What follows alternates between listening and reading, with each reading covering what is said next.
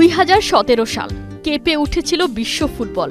সব হিসেব নিকেশ শিখেই তুলে উলটপালট হয়ে গিয়েছিল পুরনো সব রেকর্ড। 222 মিলিয়ন ইউরো, টাকার হিসেবে 2118 কোটি 53,442 টাকা। বার্সা টু পিএসজি, নেইমারের এই জার্নি নাম লিখিয়েছিল ইতিহাসের পাতায়।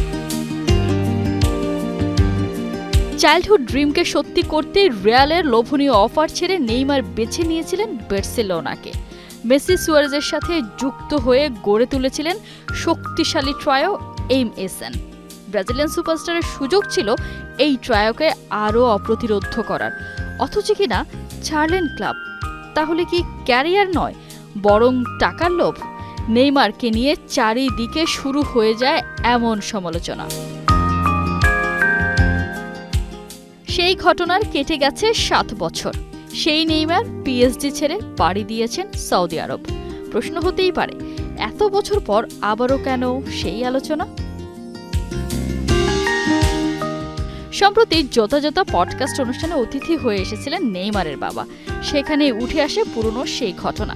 নেইমারের বাবা কাম এজেন্ট সিনিয়র নেইমার জানান, টাকা নয়, বরং বন্ধু মেসির জন্যই নাকি ছেড়ে দিয়েছিলেন নিজের জায়গাটা। ক্লাব মেসির জায়গায় নেইমারকে চায়, কিন্তু তাতে সে রাজি নয়। তাই সে ক্লাব ছাড়ার সিদ্ধান্ত নেয়।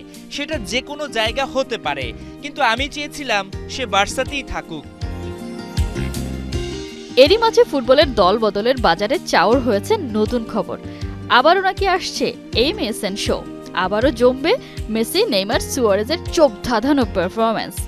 তবে সেটা বার্সায় নয়, ইন্টার মায়ামিতে। এরই মধ্যে আমেরিকান ক্লাব মাতাচ্ছেন মেসি সুয়ারেজ। মেসির কারণেই সুয়ারেজ বুস্কেটসরা পা রেখেছে এমএলএসে, যা সবশেষ সংযোজন মেসিদের ডাগআউটে পা রেখেছেন হ্যাভিয়ার মাসচেরানো। এবারে কি তবে নেইমারের পালা?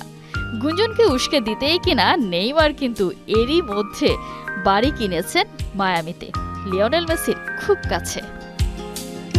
কোহিনুর কণা, ৭১।